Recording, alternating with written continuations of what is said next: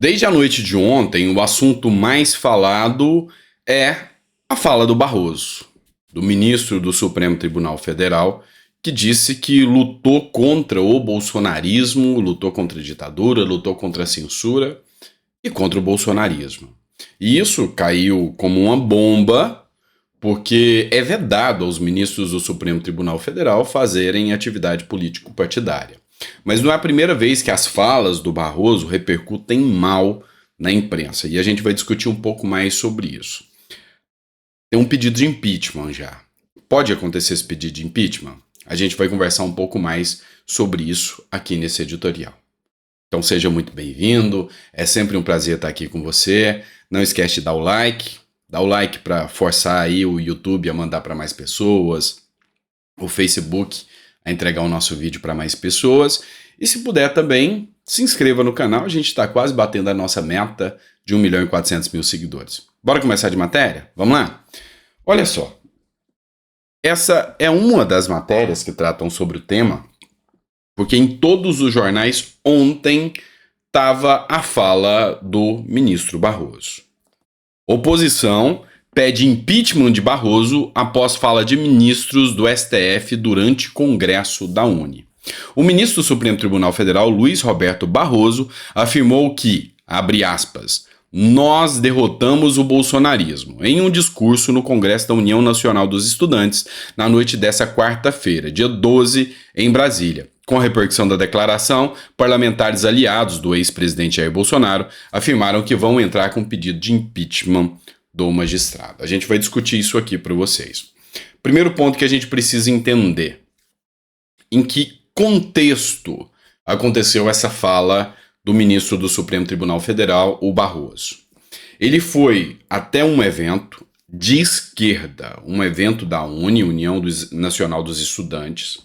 Lá nesse evento, lotado de manifestantes e estudantes do Partido Comunista do Brasil, do PT e PSOL. Bandeiras do Partido Comunista, do PT e do PSOL amplamente de esquerda, ou seja, 99,9999% desse evento era um evento partidário de esquerda. Acontece que ao chegar lá ele estava ao lado do Flávio Dino e de outros políticos, inclusive do Partido Comunista do Brasil, PCdoB. A grande questão é que não foi bem recepcionado como imaginava. Houve protesto, teve vaia. E nessas vaias eles acusaram o Barroso de ser um golpista, de ter dado golpe contra Dilma Rousseff, que foi empichada. E até hoje eles levantam essa narrativa de que aquilo foi um golpe.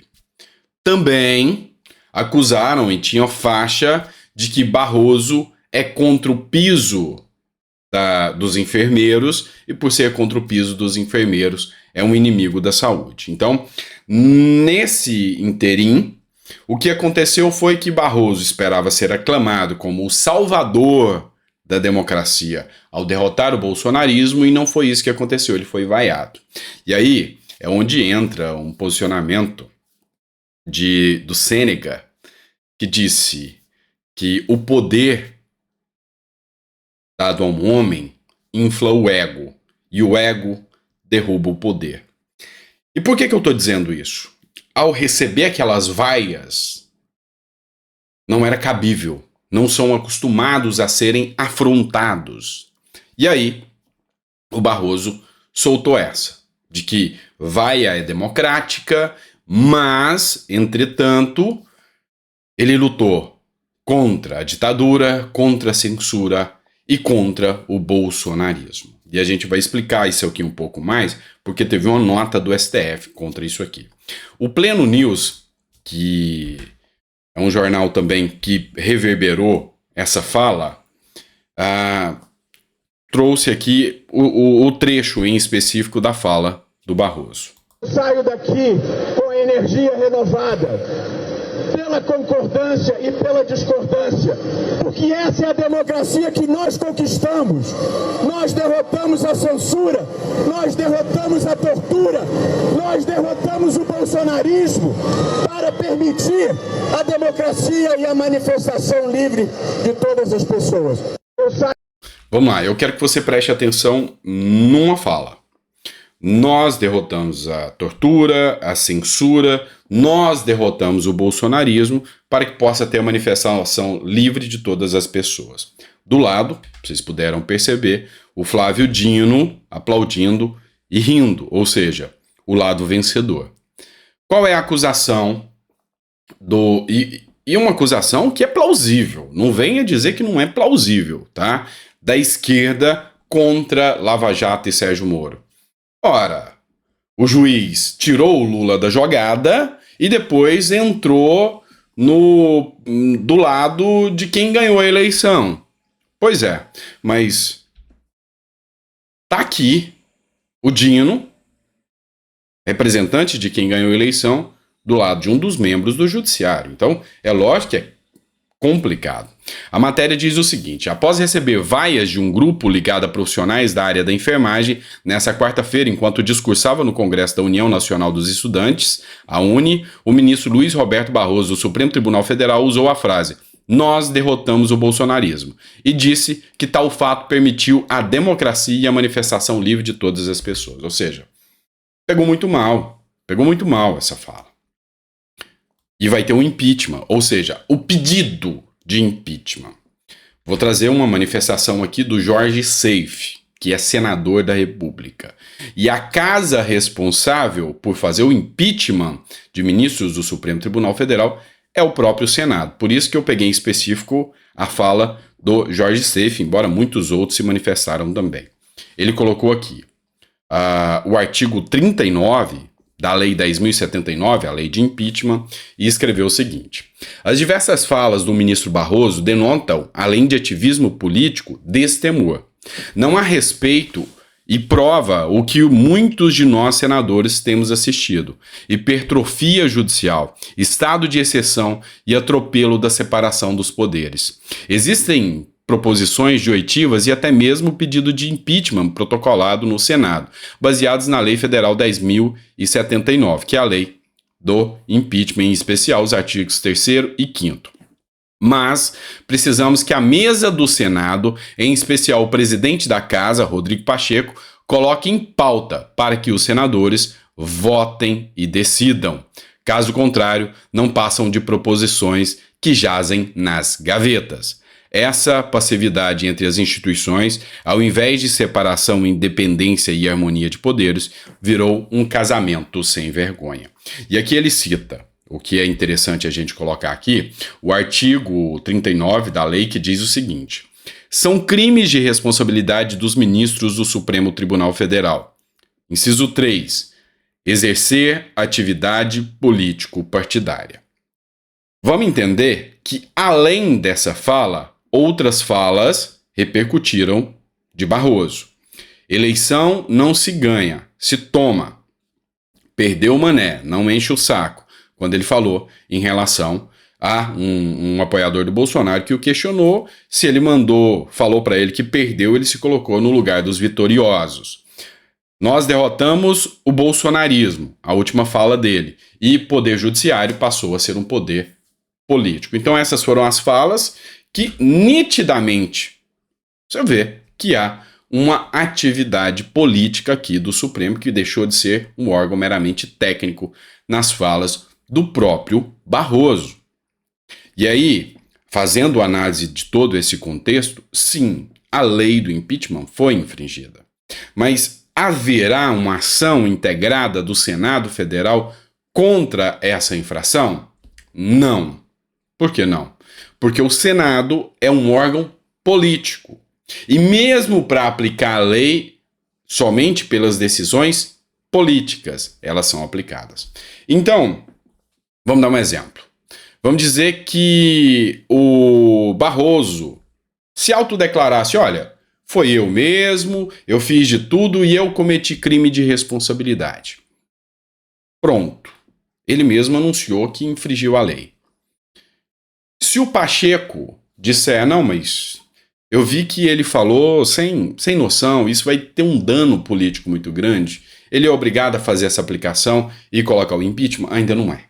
Aí você começa a ver as falhas, o quanto é falho a regra do direito brasileiro. Ou seja, a própria estrutura do governo, a própria estrutura da sociedade brasileira, do sistema é falha. Então, eu defendo aqui há muito tempo uma reforma administrativa, uma reforma política no Brasil, muito mais do que a reforma tributária, e isso é necessário. Houve repercussão, tá? Partidos, como o Partido Novo, foi um dos que colocou uma nota, escreveu: não cabe ao STF vencer esta ou aquela corrente política. Numa democracia, essa função é do povo, nas urnas. A função do STF é defender a Constituição e garantir as leis. Todo o resto é abuso de poder. Então o próprio Novo acusou o Barroso aqui de abuso de poder. Me estranha o fato do PL não ter liberado nenhuma nota, dito nada, porque o Novo não é partido do Bolsonaro. Não é. Mas soltou uma nota. O PL é o partido do Bolsonaro atual. Não falou nada. E o próprio presidente Bolsonaro também não falou nada. E na condição dele, eu também me calaria. Eu acho que, para ele, hoje, infelizmente, quanto mais ele fala, pior fica. Afinal, depende do que você fala, né? E nós vamos falar sobre isso aqui daqui a pouquinho. Mas olha só, matéria do Poder 360. O STF correu imediatamente para justificar a fala do Barroso. A fala foi sobre o voto popular e não a instituição, diz Barroso e a nota do Supremo. Nota oficial do Supremo Tribunal Federal diz que futuro presidente da Corte, ou seja, futuro presidente do TSE, falou na UNE sem se referir à atuação de qualquer instituição. Então, quando ele disse nós derrotamos o bolsonarismo, na visão do STF, não é nós STF, nós TSE, nós instituição. Nós o povo. Ele falou como parte do povo. O que é uma balela, o que é uma falácia, vocês sabem muito bem que essa narrativa só serve para convencer quem toma a decisão, infelizmente, que eles são eles mesmos. Mas o povo não fica convencido nessa decisão. A gente tem aqui nitidamente e claramente uma visão de que há um atrito latente entre o STF e o governo do ex-presidente Bolsonaro. Isso aconteceu por 4 anos. 4 anos. O ativismo judicial perdurou ali por 4 anos, contrário ao ex-presidente da República. Então, isso é fato, não dá para enganar, né? Mas o sistema está do lado deles. O general Mourão também se manifestou. O que ele disse? No momento em que um magistrado da Suprema Corte coloca publicamente sua posição contrária à direita, fica claro que suas decisões sempre serão tendenciosas. E aí, a gente tem um ponto de vista aqui. Será o próximo presidente do TSE. Agora, se antes já estava complicado para a direita, imagina agora. Imagina agora. Ou seja, eles já não se preocupam mais em fazer qualquer tipo de justificativa. Eles já agem de cara limpa, dizendo para vocês, nós derrotamos o outro lado, que é o bolsonarismo. Simples assim. Bora falar de mais decisões aqui do STF. Vamos falar do Coronel Naime. O Coronel Naime foi encontrado desacordado dentro da prisão no Distrito Federal. O coronel Jorge Eduardo Naime, que comandava o Departamento Operacional DOP da Polícia Militar do Distrito Federal durante os atos do dia 8 de janeiro, foi encontrado desacordado na madrugada desta quinta-feira, dia 13, na cela onde estava preso no Distrito Federal.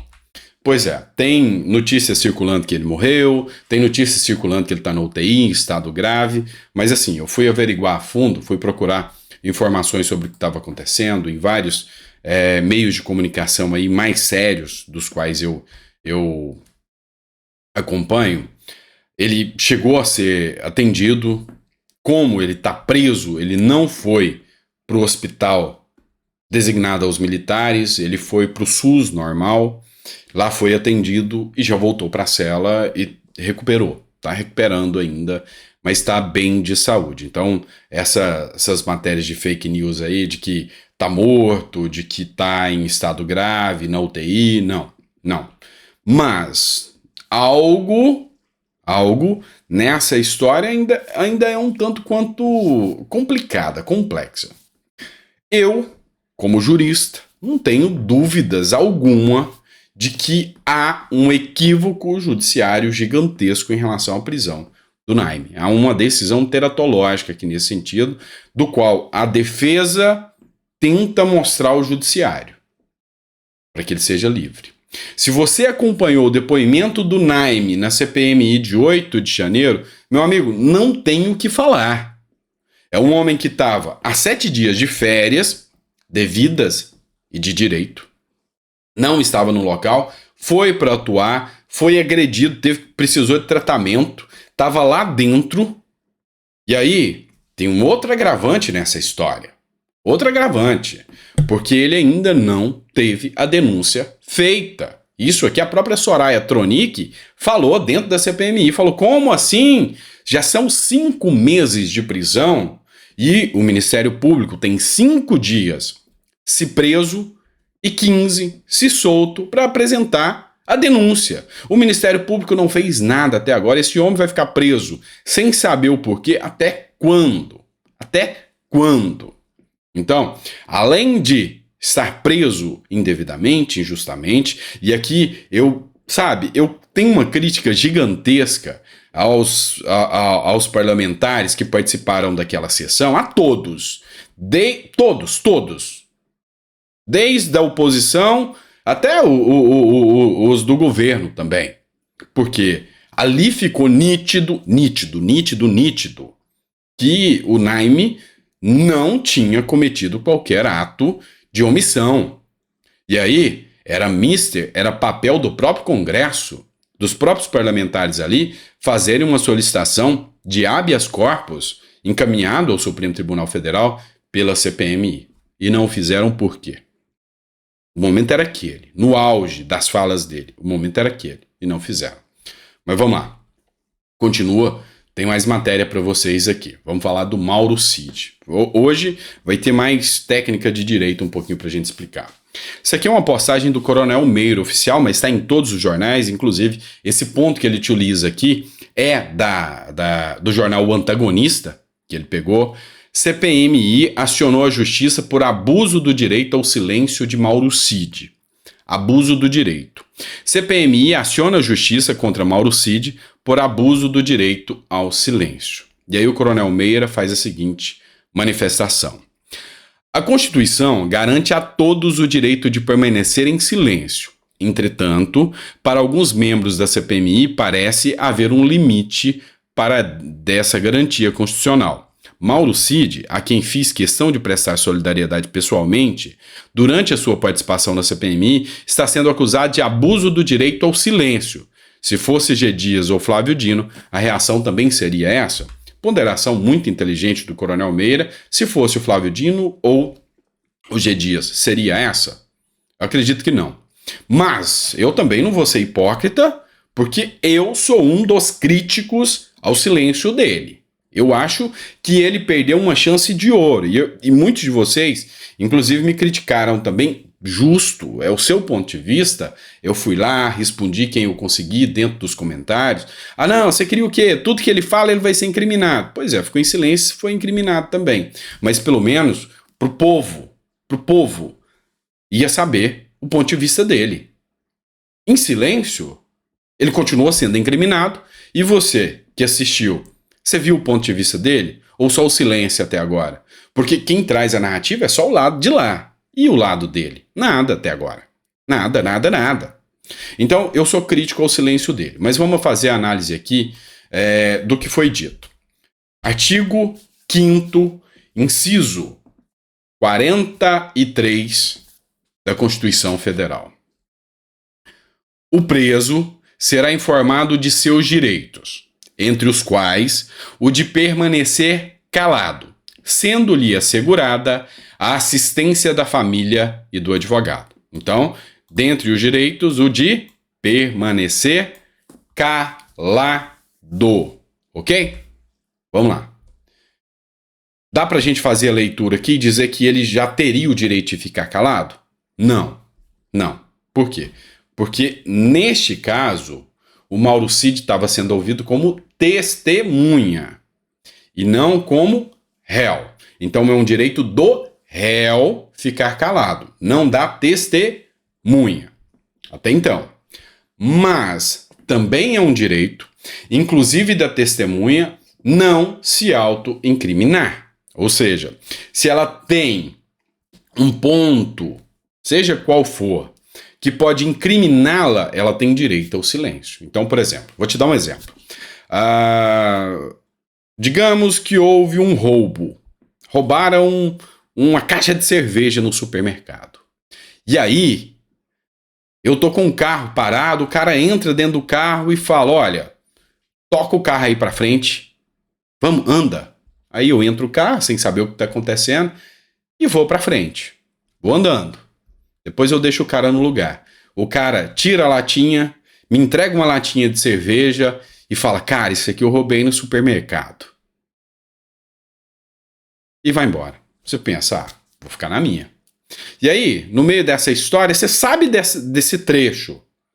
Você não vai falar, eu peguei uma latinha pra mim porque ele me deu. Por quê? Porque você vai se auto-incriminar. É essa a teoria, entendeu? Essa é a teoria. Mas vamos lá, vamos entender um pouquinho mais disso aqui, que você precisa ter em mente aqui. Tem um artigo da lei da CPMI, da CPIs, a própria lei da CPI é essa aqui, ó. Deixa eu colocar na tela para você. Lei 15.079, que trata das CPIs. O artigo 4º, inciso 2, diz o seguinte: constitui crime fazer afirmação falsa ou negar ou calar a verdade como testemunha, perito, tradutor, intérprete perante a comissão parlamentar de inquérito. Tá? Pena, a do artigo 342 do Código Penal, que diz sobre o falso testemunho. Fazer afirmação falsa ou negar ou calar a verdade como testemunha, perito, contador, tradutor ou intérprete em processo judicial ou administrativo, inquérito policial ou em juízo arbitral. Ou seja, a testemunha que é chamada e, no caso, se ela ficar em silêncio, ela responde por falso testemunho ou silêncio no testemunho, como alguns juristas dizem, mas, nesse caso, ele vai pegar até 4 anos de prisão. Isso se aplica ao Mauro Cid? Uma vez que o STF falou, você pode ficar em silêncio sobre qualquer coisa que te incrimine. O Mauro Cid deve responder? E aí, o que você acha? Minha visão é que não. Porque, além de ser testemunha, ele também é investigado em outros atos que podem se relacionar a tudo que ele disser ali, inclusive ele já está preso. Então, ele tinha sim o direito de silêncio. O que a CPMI está fazendo aqui é um abuso de autoridade contra o Mauro Cid. É fato. E quem diz isso? Sou eu? Sandro? Um Zé Ninguém? Só porque é advogado, jurista? Não. É o STF. É o STF. Trago um artigo da decisão expressiva do STF, Comissão Parlamentar de Inquérito. Privilégio contra autoincriminação. Direito que assiste a qualquer indiciado ou testemunha. Testemunha também. Impossibilidade do poder público impor medidas restritivas a quem exerce regularmente essa prerrogativa. Pedidos de habeas corpus deferido. Então teve um habeas corpus deferido por causa de uma CPI, uma Comissão Parlamentar de Inquérito, que tentou acuar o cidadão aqui pelo seu direito de silêncio. Fui claro? É um pouco técnico isso aqui. Mas vamos lá, deixa eu tentar explicar de novo para você. Mauro Cid teve o direito do STF de ficar em silêncio. Nem precisava, já está previsto na Constituição. Ele foi na condição de testemunha, mas além de testemunha, ele é investigado e está preso em outros casos.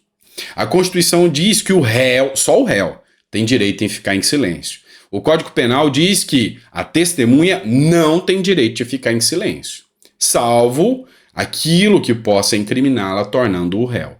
Qualquer coisa que Mauro Cid dissesse dentro da CPMI poderia incriminá-lo. Então, ele tem todo o direito de ficar em silêncio, embora eu discorde dessa medida que ele tomou. Eu discordo como estratégia jurídica, não como regra da lei. Como estratégia jurídica, eu como advogado, eu falaria, responda.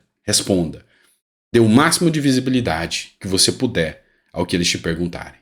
E aquilo que não for pertinente aqui, as joias do Bolsonaro, olha, vou me valer da prerrogativa de ficar em silêncio, porque isto não tem a ver, não tem pertinência temática com o ato aqui discutido. Pronto. Mas tudo que era relativo a golpe, a 8 de janeiro, eu diria para que ele respondesse. Tá certo? Mas é isso. Espero que você tenha gostado do nosso editorial. Foi um pouco técnico, né? Ficou parecendo uma aula de direito aqui. Mas faz parte, você tem que entender dos seus direitos. Se bem que, nos dias atuais, no momento atual, eu acho que eu vou ter que fazer um outro curso de direito. Eu acho que tem que criar um curso de direito. O direito do Supremo. Pra gente entender de novo o que eles decidem, né? Porque tá complicado, né? A gente aprende uma coisa e na prática, a hora que a gente vai ver, tá tudo diferente. Tudinho diferente, tá bom? Obrigado, pessoal. Fica com Deus. E a gente volta com mais um editorial para vocês. Grande abraço.